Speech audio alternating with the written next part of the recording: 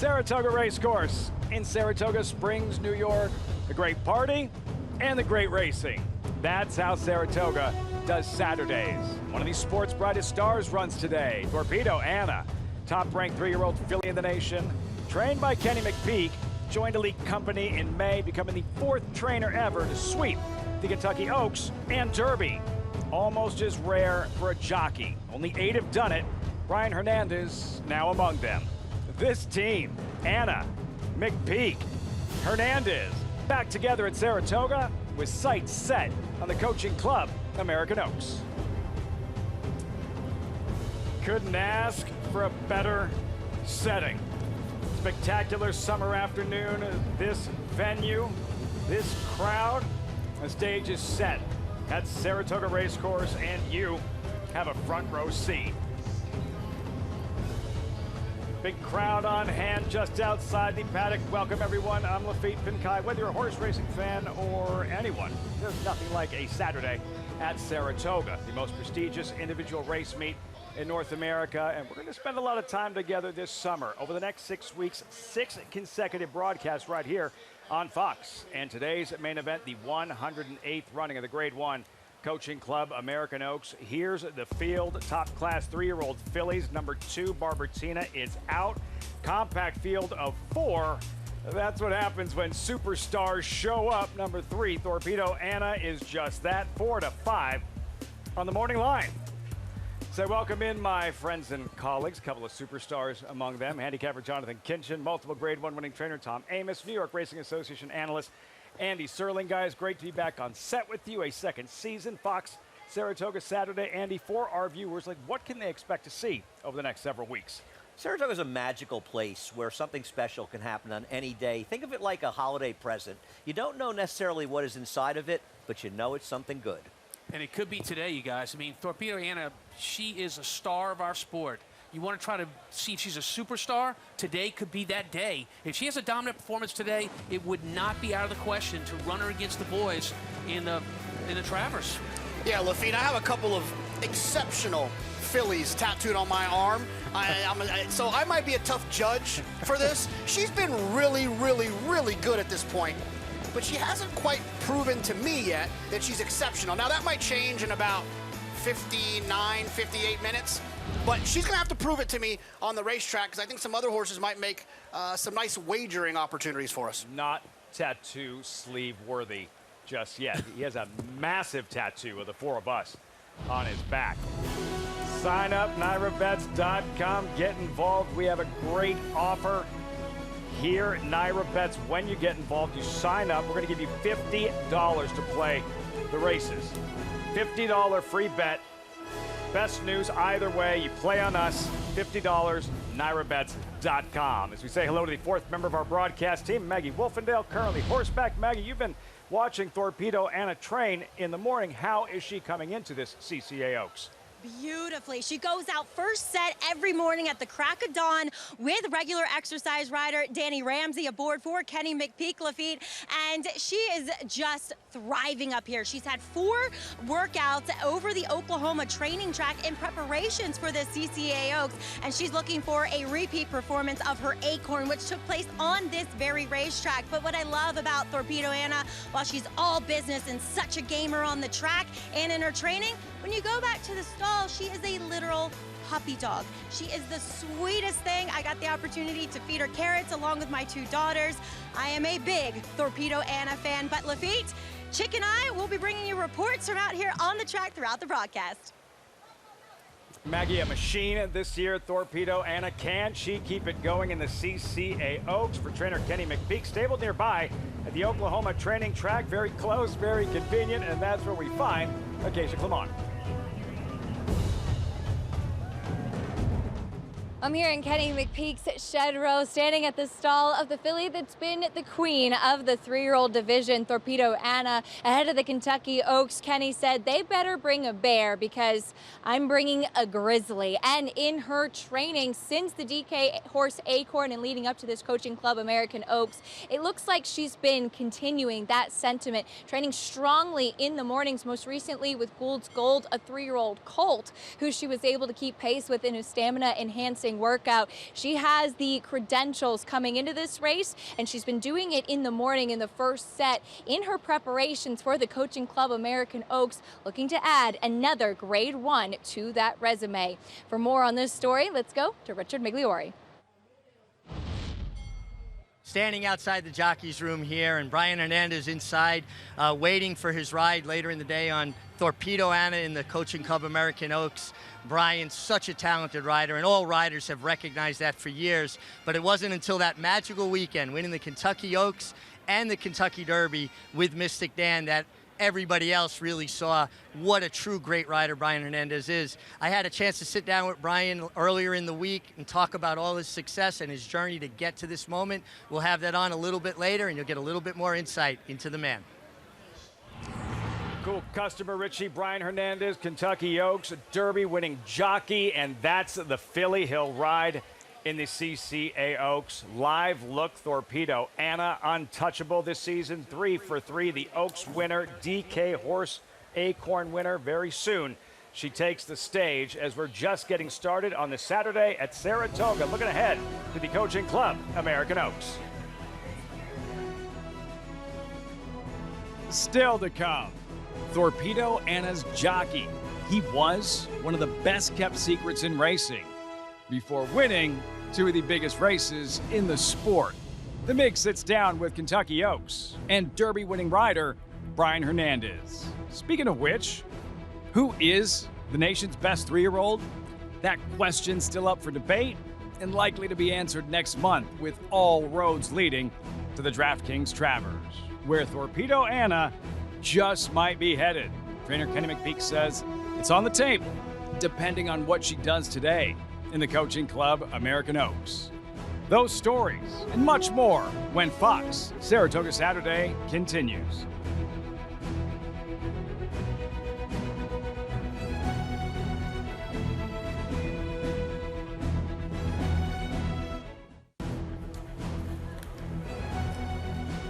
You're watching Fox Saratoga Saturday, brought to you in part by America's Best Racing. For the love of the race, visit americasbestracing.net today. Brand new Jim Dandy Bar. Andy, I saw you there before the show. Oh, I always drink before I come on the air. I imagine he'll be there after as well. Today's races. Great spot to spend the afternoon, along with so many at Saratoga. Today's race is brought to you by Claiborne Farm. 3 races on the broadcast. Up next, grade 3 Lake George, 3-year-old fillies on turf.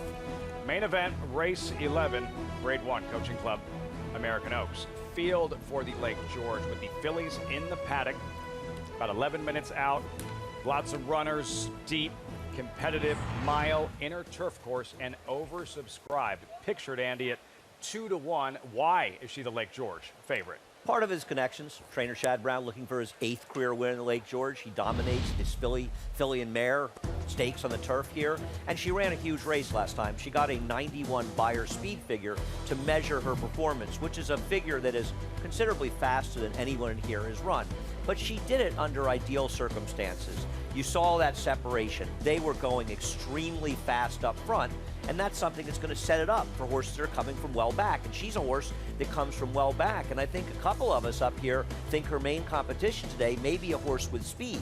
And if we're right that she's the one she has to beat, oversubscribed could be a little bit against it from a standpoint of pace. Oversubscribed, proven on the surface, right? As you just saw, the 2-1 favorite. The filly breaking to her outside.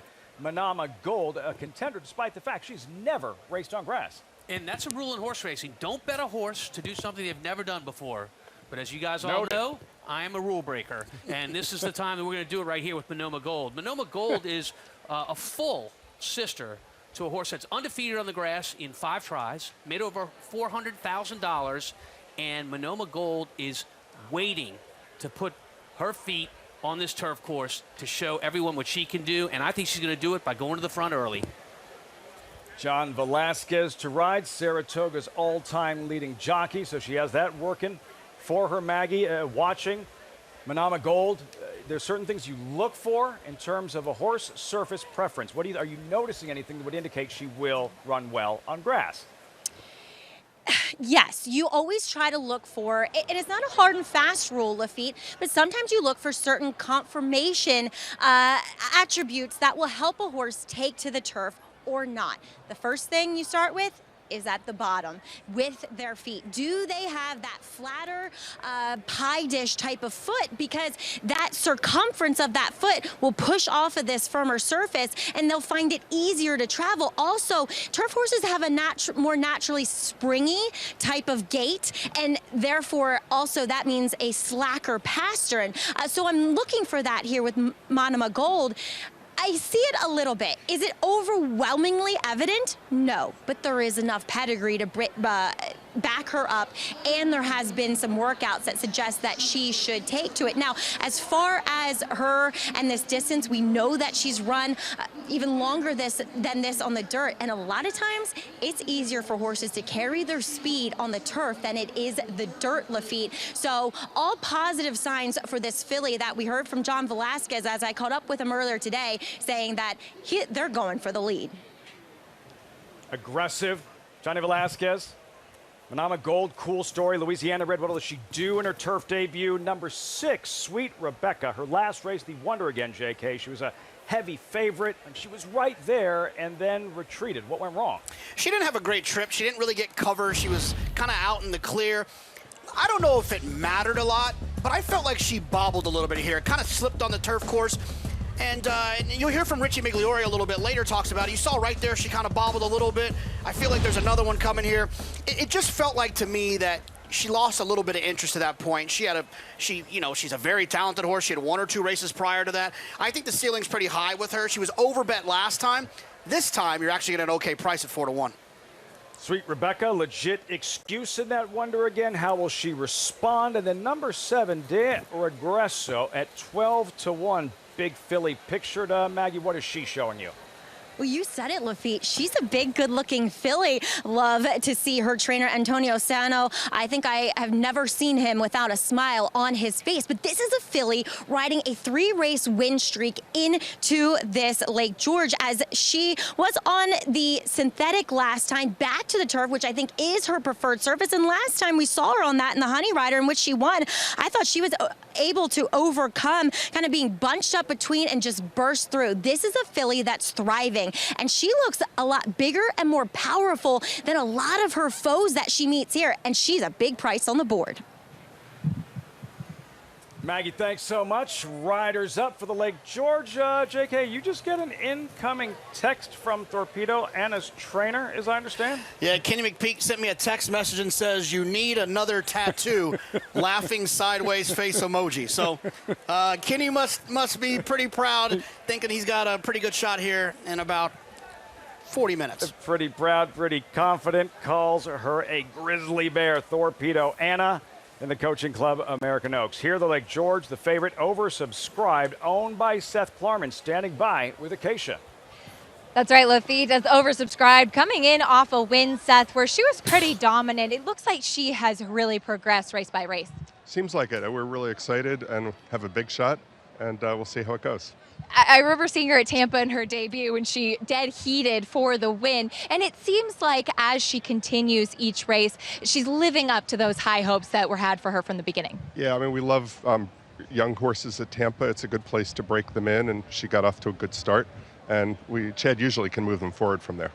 As far as coming into this race, she is one that comes from off of it. Have you spoken to Chad at all about what tactics we might see employed in the running of this race? We think there's speed, probably several, but maybe won't be quite as far back as last time. But she's a little bit pliable, so we'll be within touch of the pack, I hope, and I think she has a big chance. We've won this race before, so we're super excited to see how she does. Know how to find the winner's circle. Thank you for your time, Seth. Thank you. Great to see you. Lafitte? Seth Klarman, Acacia, one of those weekends. Perhaps. Yesterday, winning the Curlin with unmatched wisdom, bound for the DraftKings Travers. And in moments, as he mentioned, he has won it before, seeking a 4th victory in the Lake George with oversubscribed. Post-parade, there's Gavia with Torpedo Anna's jockey, Brian Hernandez. Who should look to get some somewhat forward position. And she ran well enough in her last start that she has a chance at a price. The favorite, oversubscribed. Ran a great race last time, got a big setup with pace up front, and I think get it again today. Manama Gold. Maggie told us Johnny Velasquez, pedal to the metal. I don't see all the speed in the race, and I think the speed is Manama Gold, and I think she has a very good chance to wire the field. Vive Vuve, very good this year. Very good this year. Been one that has had to sit behind slow pace. Unlike Andy, I think there's speed in this race. Big shot here from off the pace. Galibrand, perfect 2 for 2 on Saratoga grass. Number 6, Sweet Rebecca. Stay on your feet, sister. Don't slip. Yeah, you know, with Sweet Rebecca, I'm not so sure. It looked like she was getting out a little bit in that last start. Kind of let her stablemate through so she could win the race. Needs to show me a little bit more. De Regresso, she's won 3 straight. Number 8, Pounce, trained by Mark Cassie. Look out, he's off to a fast start. Go back 3 starts, and Pounce has a chance to put in a race like that. Makes this horse a player. Lemon Muffin, turf debut for the coach, Dwayne Lucas. You never want to write Wayne off, and she has enough pedigree that you want to take her to huge price, take a shot. Magic Cross, turf debut for Hall of Famer Bill Mott. Bill Mott, and this horse has never been on the grass before, but has a trainer that knows how to spot horses that love the grass. Good race. The fillies in the Lake George, loads of talent, deep, competitive, post time at 3 minutes. As you look at Brian Hernandez, Kentucky Oaks, Derby winning rider, Gavia, trying to pull off an upset, 14-1. We promise Torpedo Anna will not be 14-1 in the Coaching Club. American Oaks, perfect this season. She is the star of this show. She's been dominant, untouchable, whether it's the mud at Churchill Downs and the Kentucky Oaks, her dominant tour de force right here at Saratoga in the DK Horse Acorn. What will she do today in the Coaching Club, American Oaks? I knew this was going to go.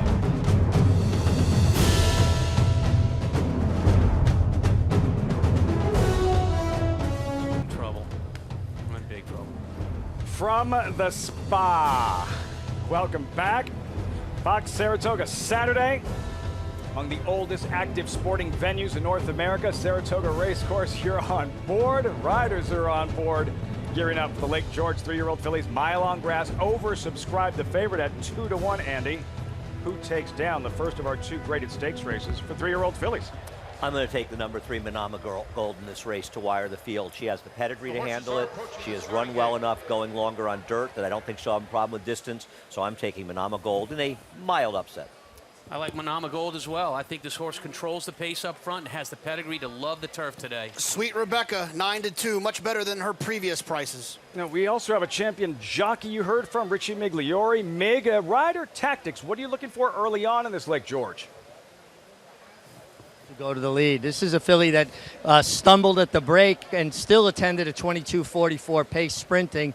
She's worked terrifically on the turf. She worked with an older horse, Emmanuel, who was just 4th in a stake at Monmouth. But Johnny Velasquez understands the value of speed. He understands the value of getting your position going forward. Talking with Todd Pletcher, he said she trained brilliantly on the turf. And the key to riding a horse with speed is go. Don't allow anybody to entertain the idea of going with you. I'm curious how they're warming up out there. Maggie?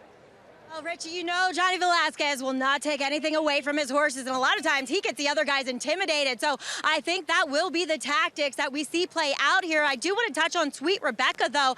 A filly in her last 2 at Aqueduct, I thought that she looked just a bit unfurnished, like she wasn't carrying the right amount of conditioning. Well, today it looks as though she is. She's filled out quite a bit. Now, she did get a little rank early on. I think it was we'll see how the pace plays out here. But no equipment change, still wearing a loose ring snaffle with that rubber figure 8 as we check in with Acacia.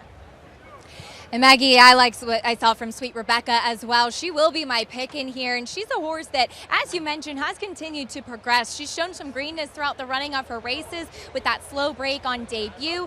Losing her footing last time out, Tyler Gaffleone told me that he felt that she kind of lost her hind end out from underneath of her and then bumped to exasperate that. Lafitte, I think we'll see a smoother trip for Sweet Rebecca today. Competitive race.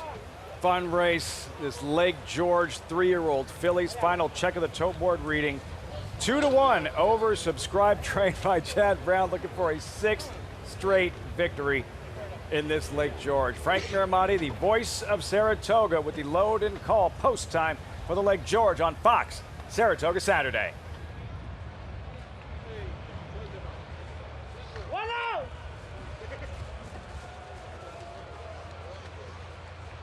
Magic Cross goes in. They're in the gate. And they're off. Gavea was out alertly. Here's De Regresso now sprinting up on the outside to vie for the early lead. And here comes Sweet Rebecca. And Sweet Rebecca is now vying for the lead with Manama Gold in between horses.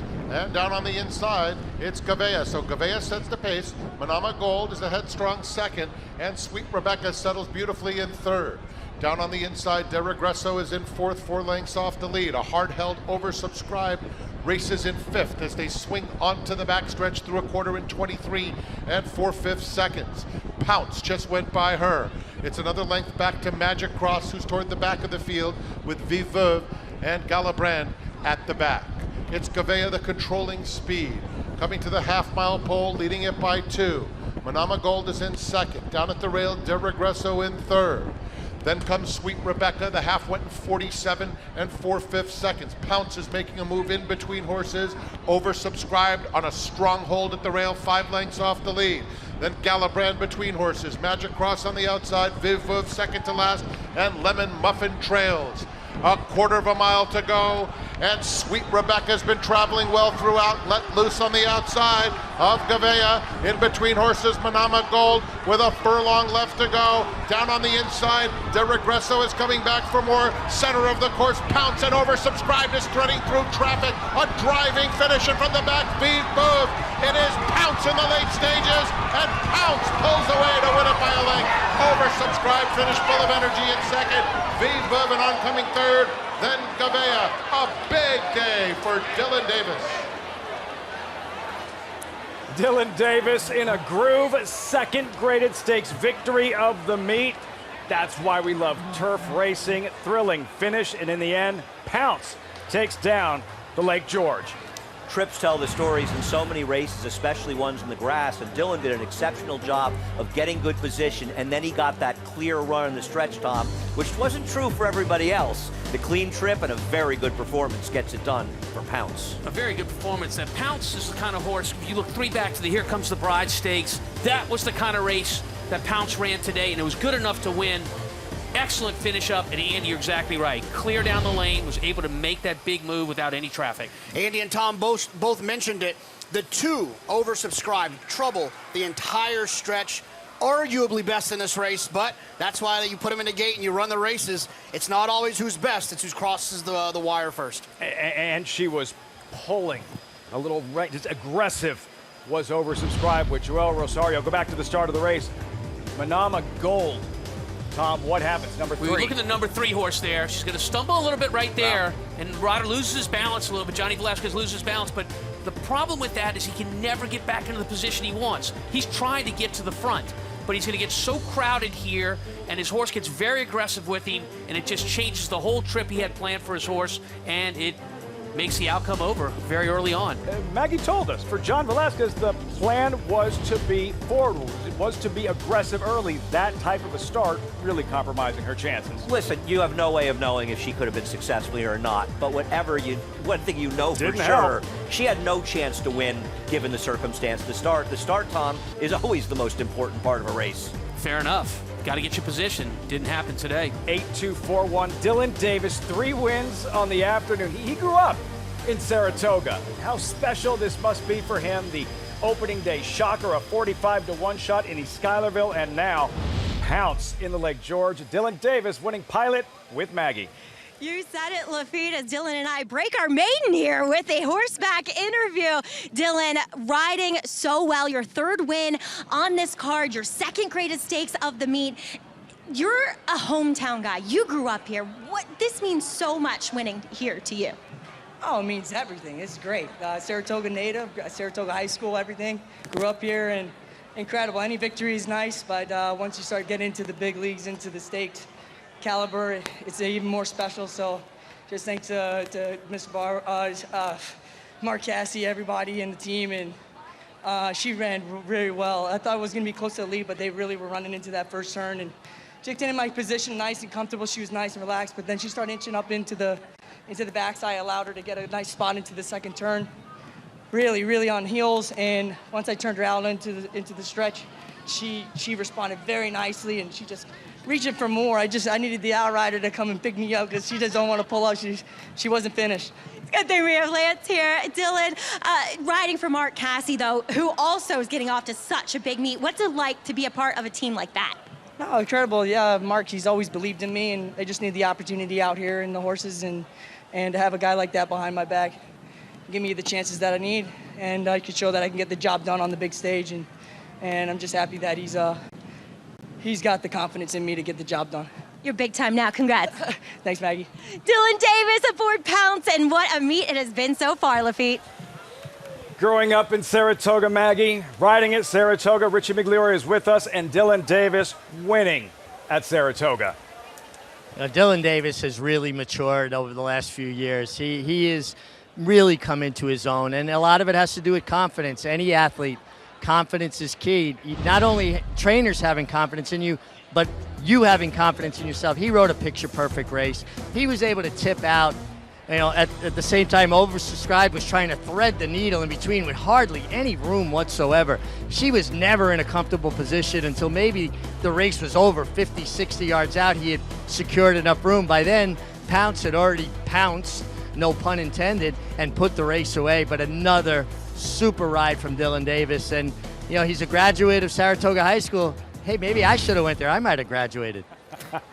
Things worked out for you just fine. Champion jockey Richie Migliore, Pounce, Dylan Davis. We'll get to trainer Mark Casse and the fast start he's off to here at Saratoga. But, Andy, big picture for Pounce. What does this win mean moving forward, a win in the Lake George? Well, the second big stake at Saratoga for the 3-year-old fillies is the Lake Placid, running a mile and a 16th a bit later in the meet. And she'll very clearly be going for that race. After that, you start looking at races like the Grade 1 QE2 at Keeneland in October. And listen, the winner of this race last year closed out her year being older horses in the Grade 1 Matriarch. Trainer Mark Casse, there's a reason he's in multiple Hall of Fames, Canada and right here across the street, the National Museum of Racing Hall of Fame at Saratoga. Is Torpedo Anna bound for the Hall of Fame? Way too early, but she has been a machine this season. Live look, Torpedo Anna on her way over, marching towards the paddock. Strictly the one to beat in the Grade 1 Coaching Club American Oaks. And her jockey, Brian Hernandez, history-making weekend at Churchill Downs in May. The horses, plural, he's been waiting for, and his ability to deliver when it mattered most. That's next on Fox, Saratoga Saturday.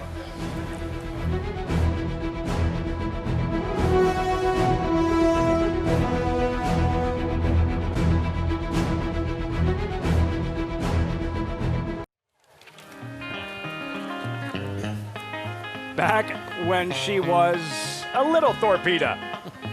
Torpedo Anna, and not quite as intimidating as she is now, right? Amazing to think who that foal has become, because she's all grown up now. Live look, Torpedo Anna as her march continues. Big girl. Torpedo Anna, odds-on favorite, 1-9 in the Grade 1 Coaching Club American Oaks. Meantime, moments ago, the performance from Pounce, Tom, in the Lake George, accelerating late, big afternoon. Dylan Davis, the 3 wins, and for trainer Mark Casse, 2 of those wins. Yeah, I mean, what a team. And I think Dylan said it right. When you have confidence when you're riding and the trainer legs you up, it makes such a difference in the saddle. Pounce, very versatile, can go to the lead, can lay off the pace as she did today. Great race, and she'll be a big horse to deal with in the future. Unlucky oversubscribed, defeated favorite. Pounce takes advantage as we check in with Acacia in the winner's circle. Gets the victory here. John, you and I were just talking about how full of run she was after the race. She really came into this race strong. Yeah, Mark did a really good job, getting her in shape, and this track sets up really well for her. The tight turns, and she's real quick, and so it has a quick turn of the foot, and so we thought that the track set up well for her, so we were looking for a big run.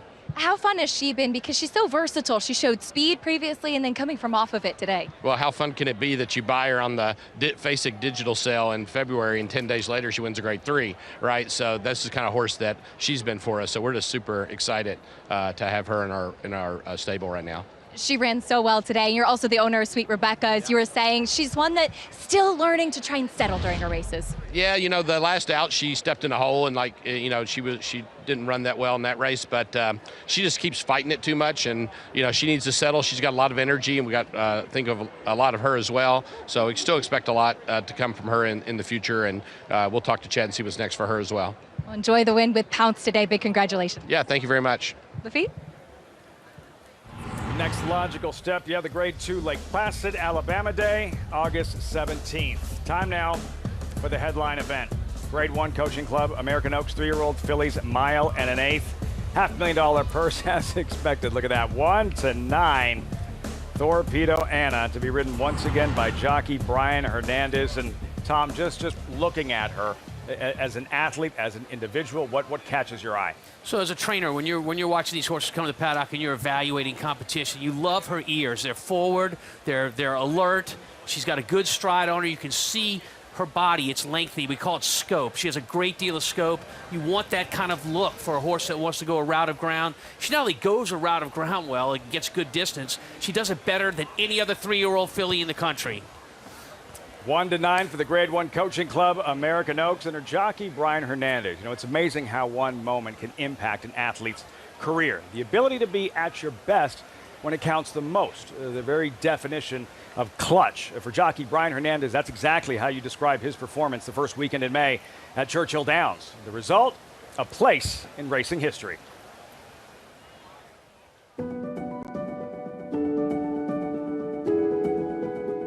Brian, has it set in? I won the Derby and the Oaks. I'm grateful for winning them and just enjoying it, really. I don't think it'll ever set in that we've done what we've accomplished. You rode an absolutely flawless, one of the best rides I've ever seen in any race, let alone the Kentucky Derby. You broke so sharp, and you had a plan. I knew going in the gate that if I outbroke Dornack a half a step, I was going to just get to the fence and try to take a spot, just because he was a horse that I'd rather have him behind me than in front of me. Heading to the half-mile post, obvious you got horse underneath you.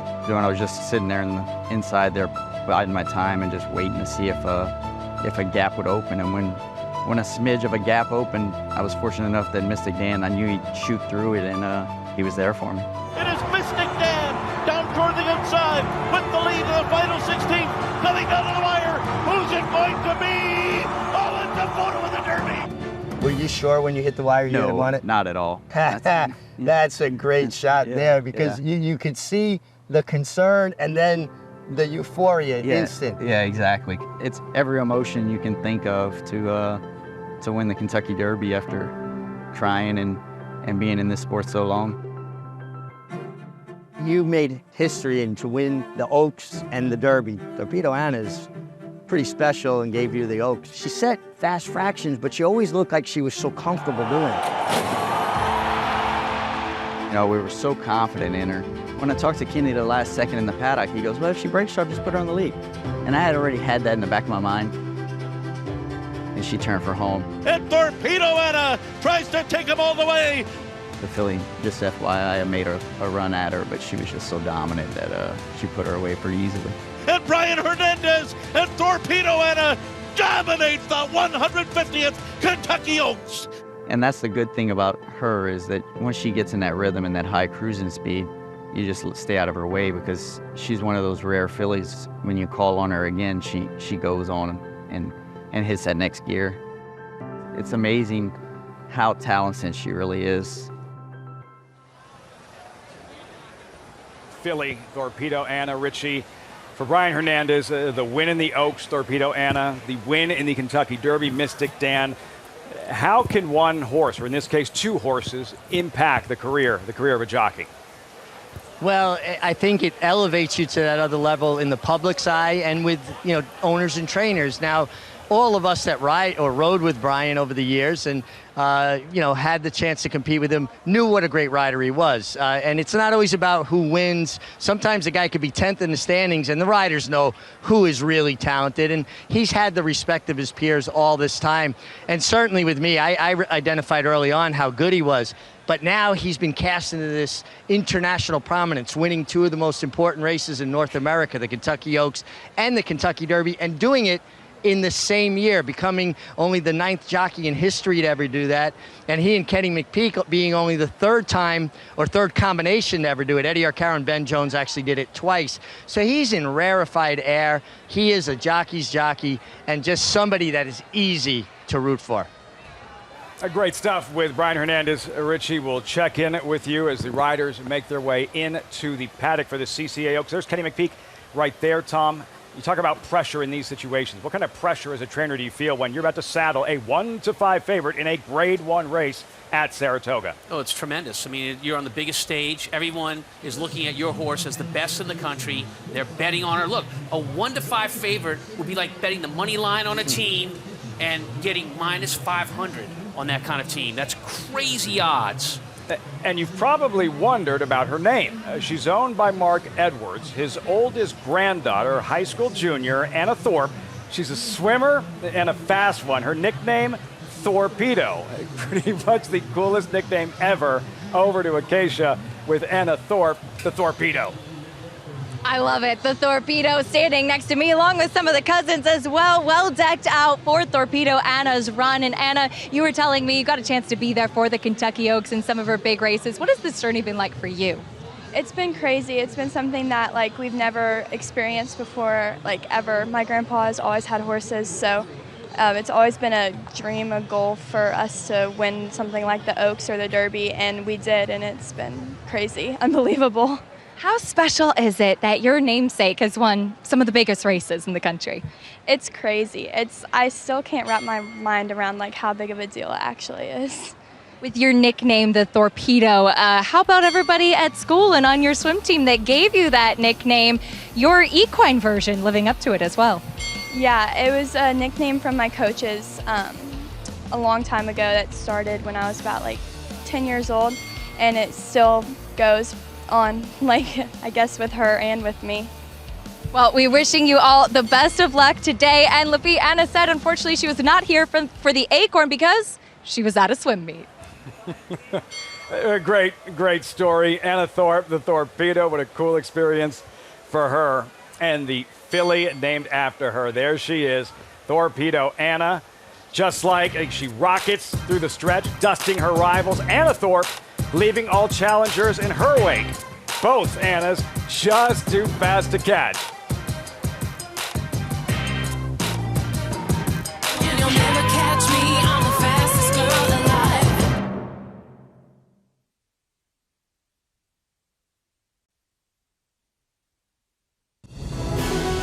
You're watching Fox Saratoga Saturday. Saratoga Race Course. 14 minutes out, Grade 1 Coaching Club, American Oaks, all eyes on Torpedo Anna, 1-5. Over to Richie with the jockey, Brian Hernandez, en route to the paddock. Thanks, Lafitte. And Brian, pressure situation. You're riding an overwhelming favorite, Torpedo Anna, but she's got to make you feel a lot more confident because of how adaptable she is to any circumstance. Yeah, she makes my job easy, like you said.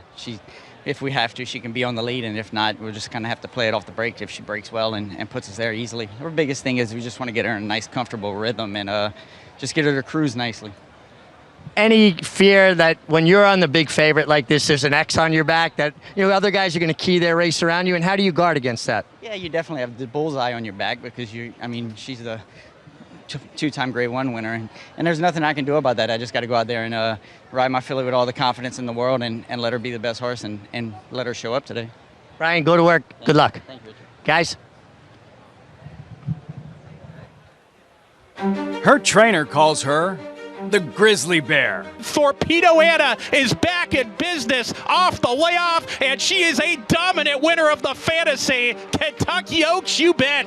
Her jockey says she's one of those rare, special fillies. And Brian Hernandez and Torpedo Anna dominate the 150th Kentucky Oaks. Her fans believe she's the best 3-year-old in training, male or female. She is simply brilliant.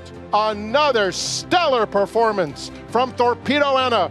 Next month, maybe she'll tackle the boys in the Travers. First things first, the Coaching Club, American Oaks, is next. And there she is, Torpedo Anna. Always a special moment before a Grade 1 race with the horses in the paddock right behind us. Riders up momentarily. This coaching club, American Oaks, Andy, can you put it into perspective?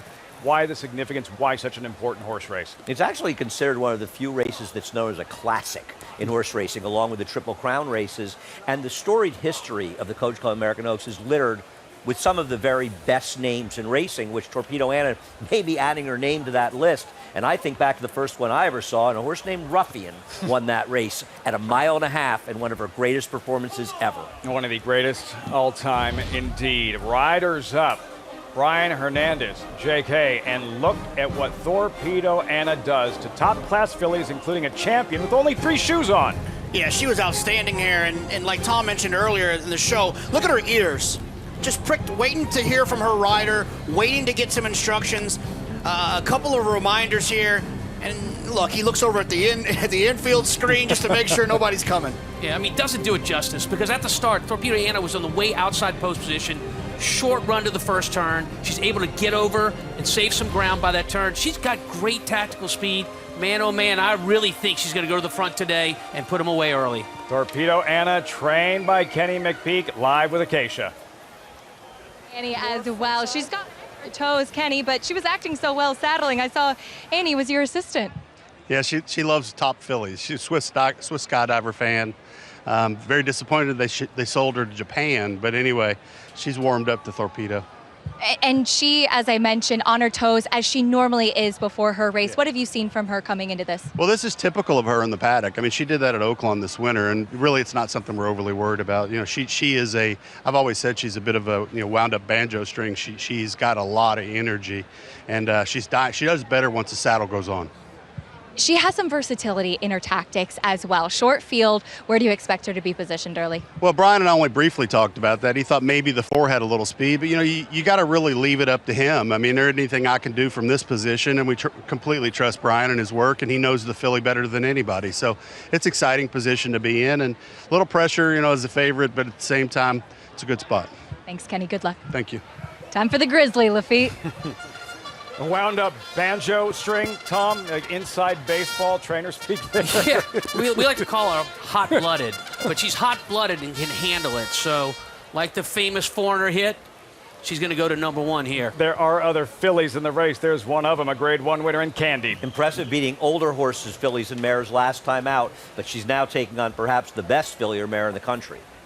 Torpedo Anna, sensational this year, 1-5, and rightfully so. Yeah, I can't believe anyone wants to run with her early in this race after what's happened to the last few horses that have tried. Leslie's Rose, expensive, Grade 1 winning filly. Yeah, Grade 1 winner back in the Ashland. She ran well last time, but man, she is going to have to get faster to beat Torpedo Anna. And how aggressive will John Velasquez be early on? And then Intricate, this is interesting, the only filly ever to have defeated Torpedo Anna. Their careers have kind of gone a different path since that, but I still think she's pretty good. And her trainer, Brennan Walsh, is sort of under the radar, and he's exceptional, and I think she has a good chance to fill out the exacta. Fillies in the coaching club, American Oaks, 9 minutes out. And a reminder, in case you're just joining us, sign up now, NYRABets.com. We're giving you $50 to play with. $50 just for signing up. That simple. Get signed up. You still have some time. NYRABets.com. Andy, so for our newest NYRA Bets members, right? They need some guidance, $50 free play. How would you use it? I'm going to take the filly that's the only one to beat Torpedo Anna as the second place finisher in here. I liked her last race, and she probably needed it off a little bit of a freshening. And I think she's a dangerous horse here to maybe just pick up the pieces for second. As the biggest exacta on the board, I'll take a $50 cold exacta, 3/5. And JK, the question is, bet the favorite, beat the favorite. What are you doing? I might surprise a couple people here. Uh-oh. I'm going to beat the favorite. I respect Torpedo Anna, but I think Candy is a great opportunity here. Buyer speed figures, the faster the better, like a quarterback rating, the higher the better, like a quarterback rating in football. Candy ran a 99 last time. Torpedo Anna's best race was a 99. I feel like Candy could take another step forward in here, and it almost about, we'll see if she goes off to 1-9 or not. 50 times the odds. Give me the 1 in here. Couple of people? People are passing out over the country. Trained by Todd Pletcher, all-time leading trainer in the coaching club American Oaks, an 8-time winner. He said earlier this week, sometimes strange things happen at Saratoga. This is where Man of War was defeated. Secretariat, Triple Crown winner American Pharaoh. Will we see an upset? Who takes home the hardware? The Grade 1 coaching club American Oaks is next.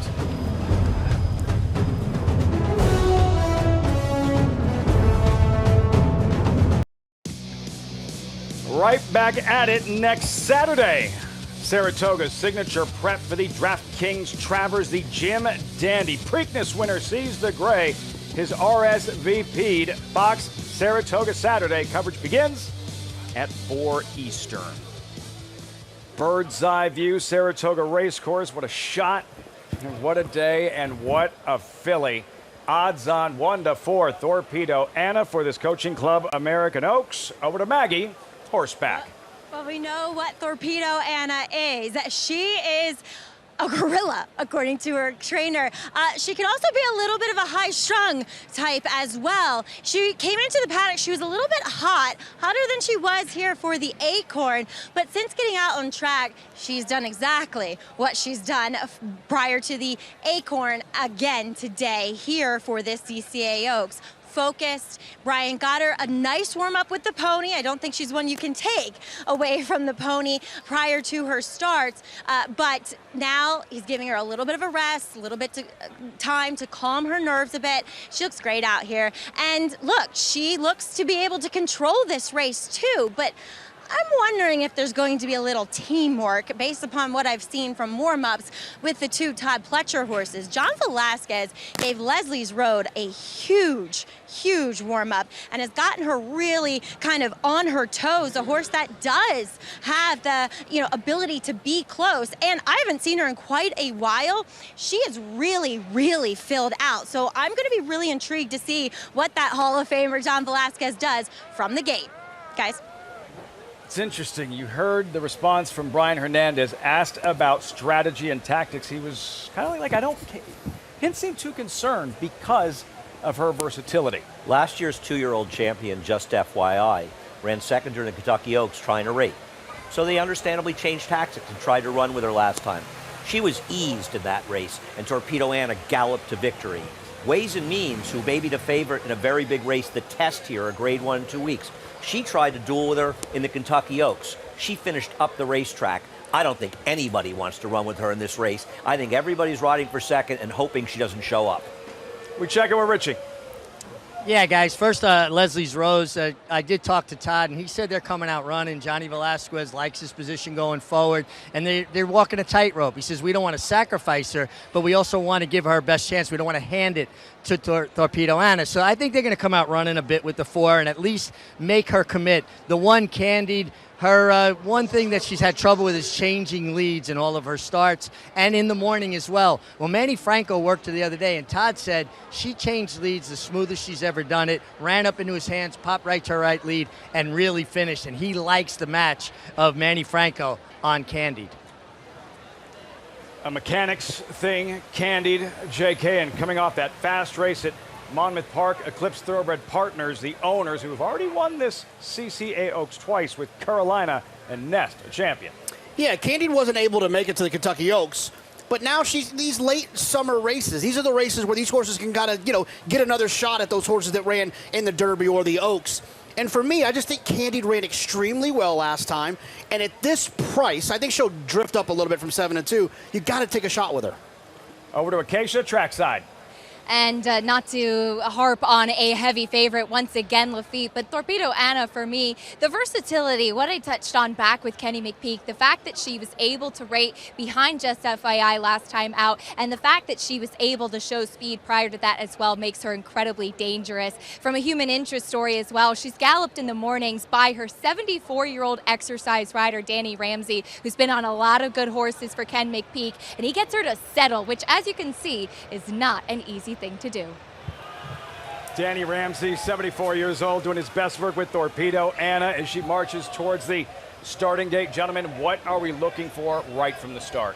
So I think we're looking for a couple of things. The 3-horse, our big favorite, Torpedo Anna, has great tactical speed, better than anyone else in the race. I think that this horse goes straight to the front and plays catch me if you can. And when they turn for home, I think the margin between her and the rest of the field is going to be sizable. How much pressure does John Velasquez and Leslie Rose try to apply? Is she quick enough to keep up and try to make things more difficult on Torpedo Anna? I think the only way she'll be relatively close to Torpedo Anna is if the pace is moderate. If they're going 24, 48, and 3, you'll see Leslie Rose stalking outside of her, but I don't see any chance of him applying pressure and making it a much faster pace. The closest they'll be is when they get in the gate next to each other. If they're going 48, Brian Hernandez has made a huge mistake. He's got the best horse in here. He should go a little bit faster. Make them run. Make them chase you. That's right. Bury him. You know, get out there and put him away. The Torpedo Anna Thor looking on. Torpedo Anna takes her place in the starting gate. All set. Grade 1 Coaching Club American Oaks live on Fox. Saratoga Saturday. Here's Frank Miramati. Intricate is the last one to load. She walks up and in. They're in the gate.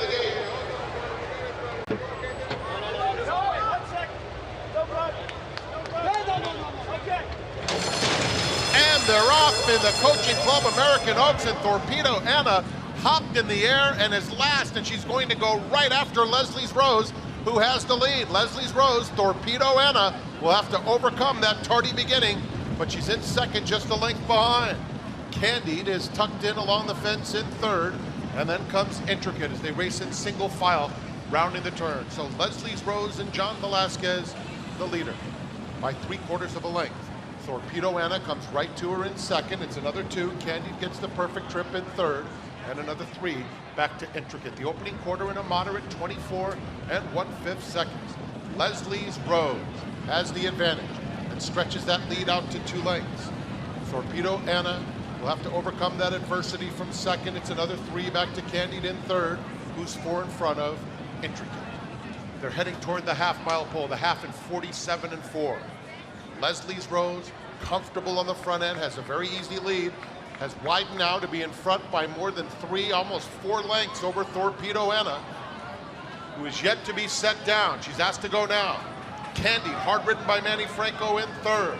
As they move around the far turn, Intricate is far back, and here comes Torpedo Anna now. Torpedo Anna comes right to Leslie Rose. Brian Hernandez Jr. hasn't moved, and they're in front at the quarter pole. 6 furlongs in 1:11 4. Candide will make her bid on the outside. They're at the top of the stretch, and Torpedo Anna has a 3-length lead.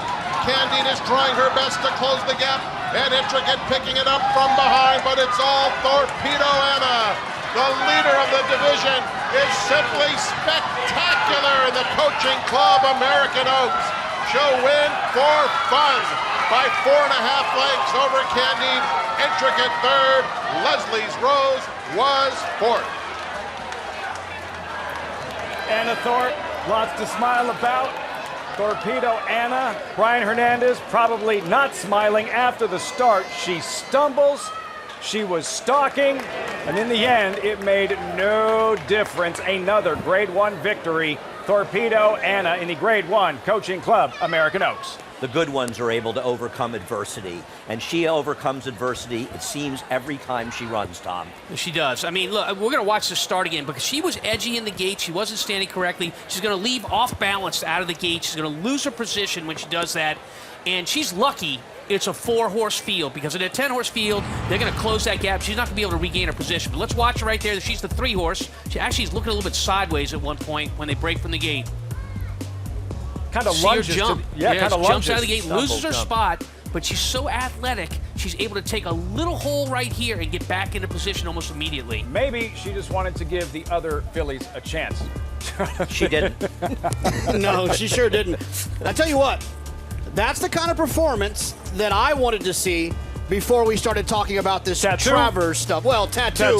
It was tattoo worthy? She's got to win the Travers before I get a tattoo. But I will say this, that performance has my eyebrows lifted a little bit. I hope she does, and I hope that Kenny McPeak, they do consider running her because that's her opportunity to go down as one of the greats.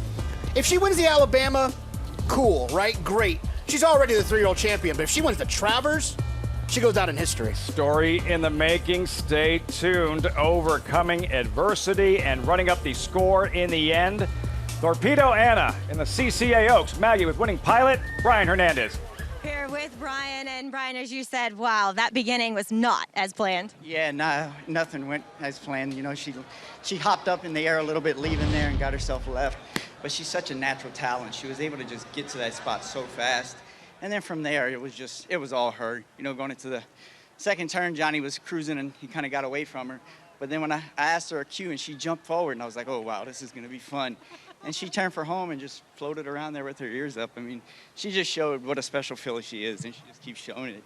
She is, and it almost seems like it's getting easier for her. It seems to be. That's what the whole way down the lane, I just kind of kept after her just because she kept looking at things and playing around. I didn't want her to lose too much focus and just completely stop running, and she was just playing with them really more than anything.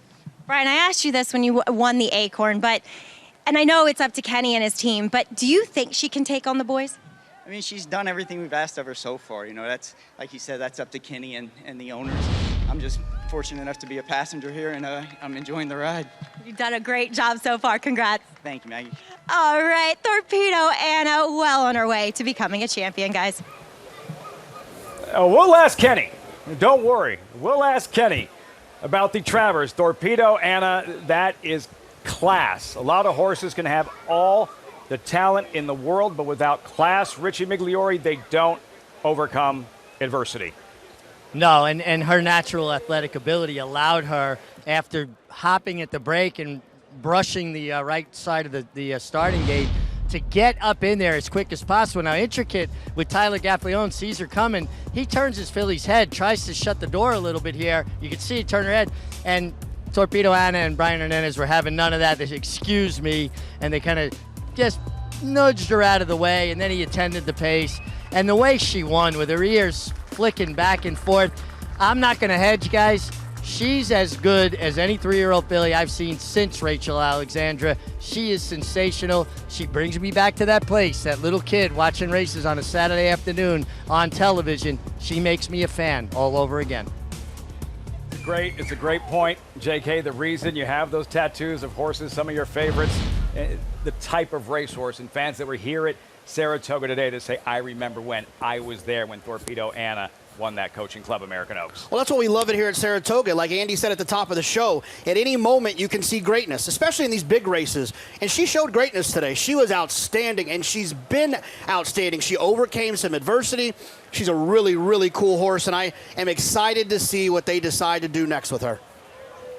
And we salute and say cheers to the breeder from our friends at Three Chimneys, where dreams are born. Judy Hicks, breeder of Torpedo Anna. We saw those pictures of her when she was a foal, a little torpedo, and hard to imagine what she has become since then. For those who were near Torpedo Anna since day one, what a proud, proud moment. Oh, no question. It's just so exciting to have a chance to see her. Whether she runs in the Alabama or Travers, we'll be here cheering her on, and we'll see what happens. You know, when I was 12 years old, I first started coming to track in Saratoga. And one of my first days here, I read about a horse named Ruffian. And I went to see her in the spin-away, and I saw her across the finish line well ahead of the field and the spin-away, and I've never forgotten it, and I've been a fan of racing ever since. One of the greatest of all time, legendary Ruffian. Fasig-Tipton Winner's Circle lead-in brought to you by the 103rd Saratoga Sale of Selected Yearlings, August 5th and 6th. Where will you be? Tell you where Torpedo Anna is accustomed to taking pictures. Winner's circles. And same can be said for Brian Hernandez, one of only 8 jockeys to have swept the Kentucky Oaks and Derby in the same year, padding his resume with a win in the Coaching Club American Oaks Crop Uncocked. All about Torpedo Anna.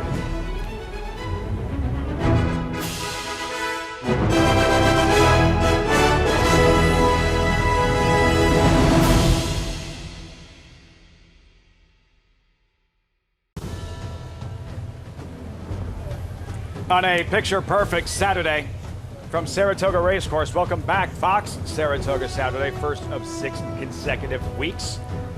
featuring some of the brightest stars in the sport, and she is one of them here. Look at this, Tom.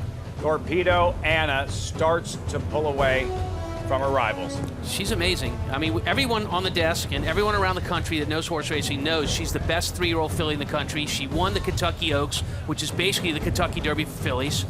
But now the big question, right? Will she take on the boys in the Travers? Kenny is not shy about that, you know? He ran Swiss Skydiver in the Preakness. Beat the boys, Swiss Skydiver Torpedo Anna to Acacia in the winner's circle.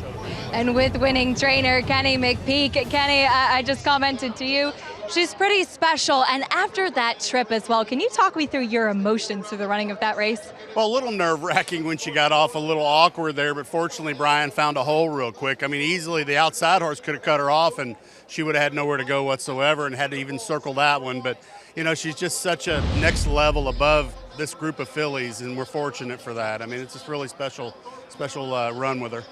She finished with her ears up, too, the way that she galloped out. How encouraged were you by the way that she finished today? Well, she just got such a long stride. I mean, she just keeps going and going and going. And, you know, and when Brian pushes the button, you know, obviously she responds really quickly. It's a, unique position. Very special horse. I have to ask, I think you know what's coming. Do you consider, after that performance, running in a race like the DraftKings Travers and taking on the boys? Well, I gave somebody my thoughts about it. Of course, we had to get through this today. And here's, I mean, I'm going to give an extended version. If we run her in the Alabama, it's more of a crowning maybe. And not that there's a given there, but, you know, what is she going to be, 1-4? I mean, that's for the players. I don't think that's a challenge. Against the Colts, that's an intriguing matchup. That's something that the sport really might need. I think it'd be pretty cool. I'm going to sit down and do the numbers and see how she holds up against the Colts numbers, and very well could go there. We're going to see. I mean, if she's doing as well as she's been doing, it's possible. Can't wait. But congratulations today on a very special filly indeed. Thank you. Non-committal Lafitte, but we'll see what the future holds. We stay tuned. Maybe we'll have an answer next week, Fox Saratoga Saturday. Anna Thorpe, you just saw. We'll have that conversation about the filly taking on the boys in the Travers. But first things first, Andy, the fact that, look, sometimes you have really good horses that pummel their rivals because the division and the competition isn't that good. That's not what's happening here. No, this is an unusually deep and talented group of 3-year-old fillies. 2 Grade 1 winners finished behind her in this race. She is beating good horses and making them look like bad horses. And none of us have seen this, her would-be competition in the Travers. Those exiting the NYRA Bets Haskell. Matt Dinnerman with the call with Mind Frame, the odds-on 4-5 post-time favorite. We're ready to go.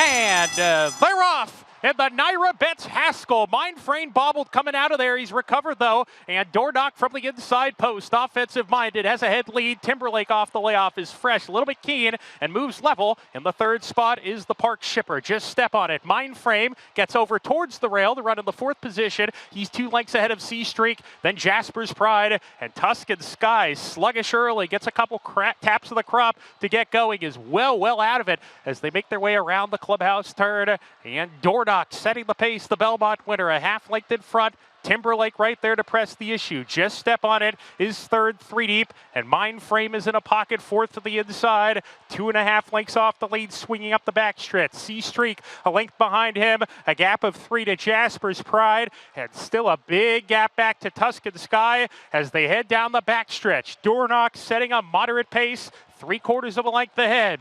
Timberlake going okay in the 2nd position. Just step on it. Remains 3 wide. Mind Frame attempting to get off the rail. He's got a clear path now. Finds that clear path. Takes 4th. 2.5 lengths off the lead. Is 4 wide going into the turn. C Streak is next. The others are well out of it. Here comes the race. The race is on now. Dornock set to log. Mind Frame moving up ominously. Here's Mind Frame and Irad Ortiz Jr. going strong. Dornock set to long, but he's lost the lead. Attempts to re-rally. Timberlake in an all-out drive between them. It's Mind Frame confidently handled. Switches leads and gets the cue to go. Dornock is trying hard, but he's left behind in 2nd, fighting back from the inside. Mind Frame, Dornock coming back. They're at it again. The 2 Belmont 1st and second place finishers. 1-2, and Dornock stubborn. Dornock wins the Haskell. Presented by NYRA Bets. He did Stakes it. at Saratoga. Dornock 2, Mindframe 0 in head-to-head matchups. Dornock in the Haskell. NYRA Bets Haskell. And give Dornock all the credit. He looked beat. He fought the entire way, and he's as game as they come. And let me say something else. Mindframe stumbled to start, and it may have cost the race. Didn't cost Torpedo Anna the race. Shows how good it is. She was to overcome that adversity. The grit and determination, J.K. Dornock, he's being encouraged and asked for everything he has right there, and still guts it out down inside. I knew the result, and I thought someone lied to me. I thought for sure Mindframe was going to win when we were just watching it, and I knew that Dornock won. He was very impressive, game as ever in this situation. And Mindframe, I'm not going to give up on him. He's shown a ton of talent. He's just been unlucky in a couple of starts. You know, I mean, here we go. Mindframe is turns for home. The rider has not asked him at all. You can tell by his hands, they're perfectly still. He's loaded. Whereas Dornock on the rail has been asked for an eighth of a mile. And so it looks like the event's over. It's going to be Mindframe, right? But Dornock is just that tough. Our Belmont Stakes winner is a tough customer. You don't want to get into a fight with Dornock. Takes down the NYRA Bets Haskell. Here's one you might not be as familiar with. Light and experience, but undefeated, unmatched wisdom, Andy. Breaks sharp, moves inward right after the start. Flavien Prat putting him on the lead in yesterday's Curlin. He actually ducked in quite severely after the break, about 3 passes right to the fence. And Louis Saez, the 3, who rides Dornock, went after him. And he had to go fast the first quarter, and he was still able to turn away some pretty good horses. And he earned a 99 buyer speed figure. And to put that into comparison, Dornock got a 101 in the Belmont Stakes, Tom. Yeah, look, he's now 3 for 3, Jonathan. He has not lost in any career start. And although this may be a little workmanlike, I think the start cost him a little bit. And horses improve, especially when they get on a win streak. They get rolling. We just saw 2 horses, Unmatched Wisdom and Dornock, who are pretty good 3-year-old colts, and they're both forward in their races, which could be a problem for Torpedo Anna. She's going to have to deal with them. Strategically, do their best work close to the pace. Absolutely. Chad Brown does not believe that he is a horse that really does his best running on the front end. Circumstance put him there yesterday. Best horse, small field, inside post. He's very confident he's a better horse sitting off of horse. Okay, so let's fast forward several weeks. The Travers is tomorrow, and Unmatched Wisdom, he's there. Dornock, he's there. Sees the Gray, Preakness winner. We'll see him next week in the Jim Dandy, Mindframe. They're all there, and so is Torpedo Anna. Who would you pick? Who would win the Travers? Well, there's an awful lot of speed being named there, so Sierra Leone might be awfully tough in the Travers, given all the speed horses we just named there, guys. I don't know. Lafitte, I think Torpedo Anna is the best 3-year-old in the country. Not the best 3-year-old girl in the country, the best 3-year-old in the country. And I think come the 24th of August for the DraftKings Travers, she shows it to the world. JK? Yeah, look, I don't want to steal Andy's thunder, but that looks like a lot of speed. It looks like those horses are going to be duking out on the front end. And Dornock, I think, is the interesting one because he's so gritty. And when one of those other 2 horses might look him in the eyes, he's not going to quit. And I think that does set up for someone to come from off the pace. Look how adaptable she is. Stumbled today, farther back, and still like no sweat, no problem for Anybody get the idea that Kenny's already done the numbers? Here's a number. Last filly to win the Travers, like 1915. Andy wasn't here for that. He'll be here for that. And the Jim Dandy with big name, fierceness, the champion, Sees the Gray, Preakness winner, the traditional local prep for the Travers. Oh, it's coming up a terrific race next week, and they're all getting ready. It's really the last prep for the DraftKings Travers. JK's getting his tattoo. There's Sierra Leone. Some tough luck this year. Defeated favorite in the Kentucky Derby. Looking to avenge what happened this spring. And for Mystic Dan, his moment in the sun in the Kentucky Derby, but things a little murky moving forward. We'll be right back.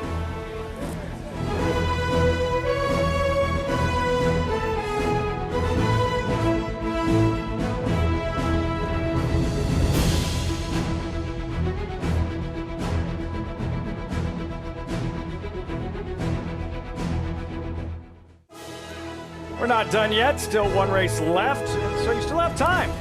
Sign up now, NYRABets.com. We're giving you $50 to play with. It's that simple. Win it, you keep it, lose it's on us. New members sign up today, NYRABets.com. Just like that, $50 to play, $50 free play. And in that 12th race, horses in the paddock, maidens, horses that have never won. On the grass, 1.5 miles.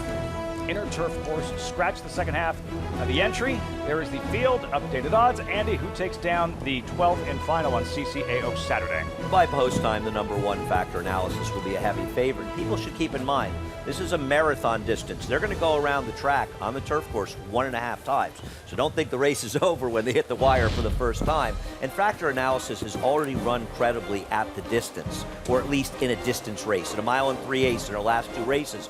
This time she lost to her stablemate. And she's tractable. She can put herself close, but she can also close. She's the one to beat for Chad Brown and Clara Bets Stables. But there are other interesting players in here, Jonathan.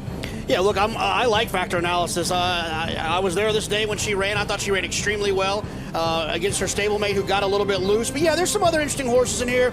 The 6 Vintage Vino, the 8, the Jackal, a couple to name a few. Manny Franco, there he is, one of Travers here a couple of years ago. 'Tis the Law aboard Factor Analysis. Is that right? 4-1? Yeah, she's going to come down considerably and likely be closer to 2-1 by post time. I like a horse that Jonathan mentioned, Vintage Vino. I like the blinkers on and the rider switch to maybe get her a little bit, or him, a little bit closer to the pace. Jonathan, how do you look at these races differently in that we don't have a lot of long distance racing, turf racing this far in North America, 1.5 mile races? Yeah, just try to look to see what they've done. You can do it from a pedigree standpoint to see if there's a lot of stamina in the pedigree to suggest that the added distance shouldn't be a problem. Luckily, though, a few of these horses, at least at the top of the market, have run pretty close to this 12 furlong distance, so you have a pretty good idea who will handle it and who won't. But there are horses on the turf that are sort of allowance types at 1 mile, 1 1/8. And they go 1 mile and 3/8, 1.5 miles, and they become stake horses. And there are others that do just the opposite. With that added distance, they can't handle it. This is a marathon distance, so Jonathan mentioned it. Pedigree, family, what they've accomplished has a lot to do with whether these horses can get that distance as well. And you're being a trainer and preparing these horses for races this far. What adjustments do you have to make? Well, is anybody better than Chad Brown? I mean, Chad Brown knows how to get horses ready off the layoff, and he knows how to get horses ready to go distance around. Right on cue. Trained by Chad Brown. His Factor Analysis. There he is in Manny Franco. Closer last time from well off the pace. I think this horse is aching for this ground. Thielen, Saddle Towel 2 draws the rail. Yeah, Brian Hernandez is going to feel something a little different underneath him in this race than he did last race. Number 3, who is the favorite, Batman and Robin of this sport for years, Johnny Velasquez, Todd Pletcher. Yeah, I mean, here's a horse that added blinkers last time, showed speed, now going further in distance. I think this is probably your pace setter. Number 4, Careers Ghost would be a big surprise. Yeah, was for sale in her last race, his last race, excuse me. Much tougher here today. El Razine, number 5, the story, Dylan Davis, looking for a 4th win on the afternoon. Riding with a ton of confidence and a Todd Pletcher barn horse, another one that could be close early. Vintage Vino, 2 races thus far. Adds the blinkers and is exiting that same race as Factor Analysis, who's the likely favorite. Bourbon Outlaw, 6th race maiden, 6 losses coming in. Yeah, and I guess what they're hoping for here is that this marathon distance moves this horse up because it doesn't show much yet. The Jackal, number 8, for Hall of Famer trainer Shug McGahee. First time as a 4-year-old, that jump from 3 years old to 4 years old, you can see a pretty good improvement. 4 top, number 9, first after the claim, Mike Maker at 19-1. Did you say Mike Maker claimed this horse and has him on the grass? We've seen this movie before. He tends to move these kind of horses up. 19-1. Then De La Cruz for trainer Christophe Clement. Tyler Gaffleone in the saddle. One of the reasons I love horse racing, I fell in love with this horse's father, Devisadero, so I have to root for De La Cruz. I prefer the one in this race, though, from a betting opportunity. That's the field. 12th and final. Winding things down on Fox Saratoga Saturday. What an afternoon of thoroughbred racing, and one left, the nightcap in 3 minutes. We'll be right back.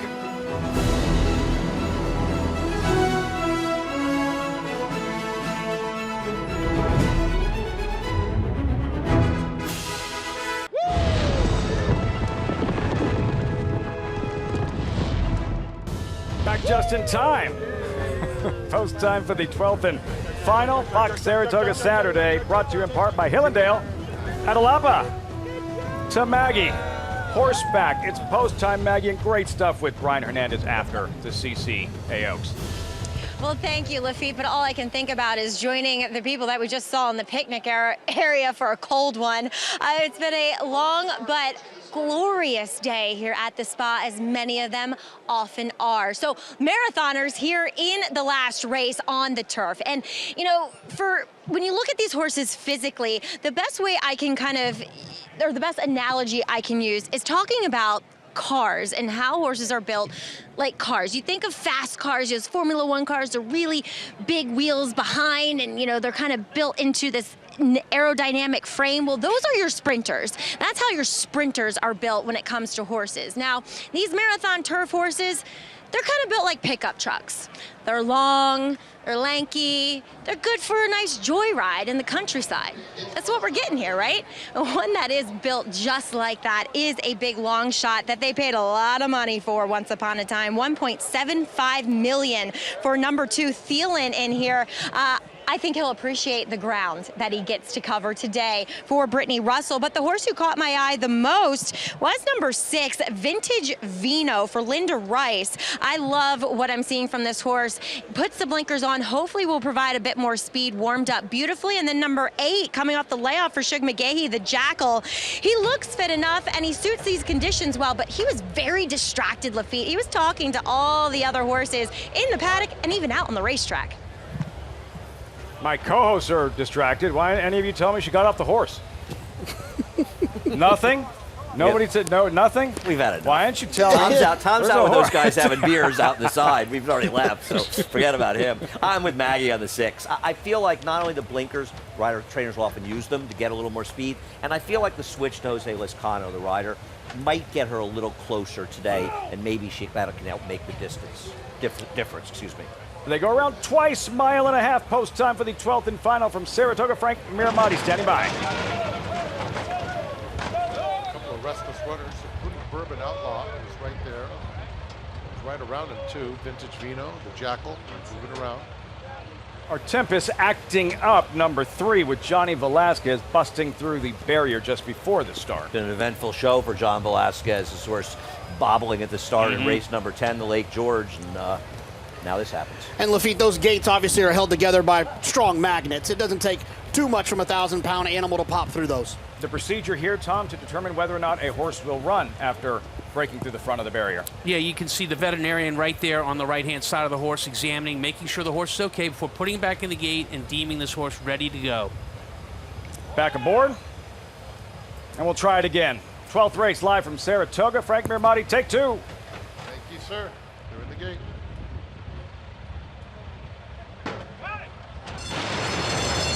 And they're off.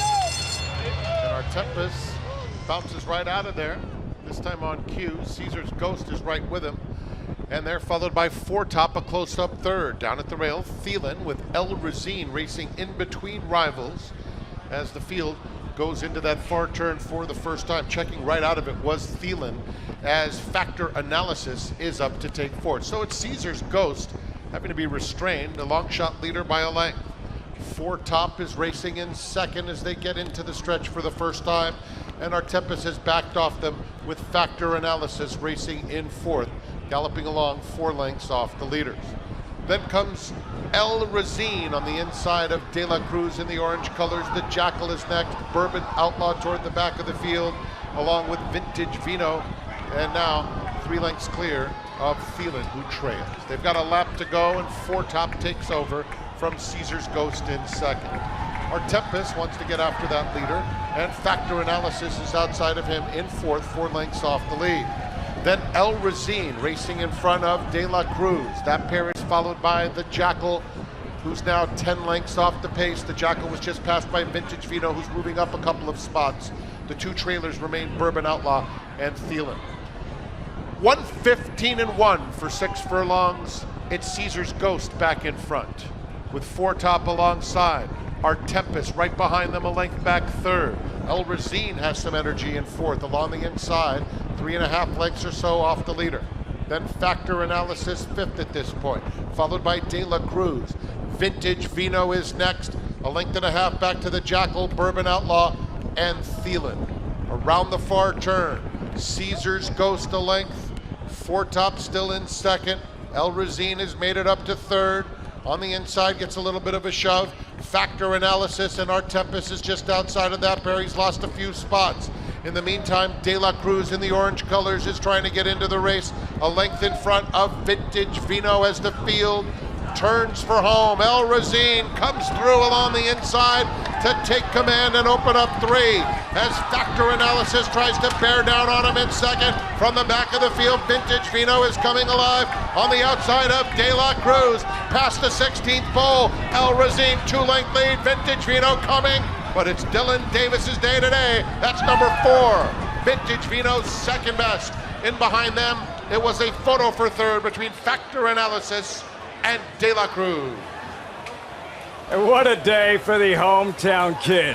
Dylan Davis grew up in Saratoga, 4 wins on the afternoon. This one with El Razine in the nightcap. And sometimes a rider just rides the best horses in races, and he wins a lot of races. And sometimes he gets lucky. Didn't happen with Dylan today. He didn't ride short-priced horses, and he gave this horse one hell of a ride. Look, I mean, the race was won by the rail opening up and Dylan Davis taking the shortest trip home from the top of the lane home. That's where he made the winning move. If you're new to this game, I just want to tell you real quickly, Dylan Davis is not supposed to win for at Saratoga. That's an Irad Ortiz, Flavian Pratt type of thing. This is a great accomplishment for him. Congratulations to Dylan. More significant timing happening early in the meet and the momentum that he'll carry moving forward. Now, to be fair, it would have been incredible if either Irad or Flavian Pratt were able to win for today because they're at Monmouth. But you know what? Dylan showed people, maybe you should be riding me if those guys are in town. This was a great ride. There was no way he could let that go. They never would have known. There was no way he was going to let that go. Nope. That's why wouldn't be me if I did.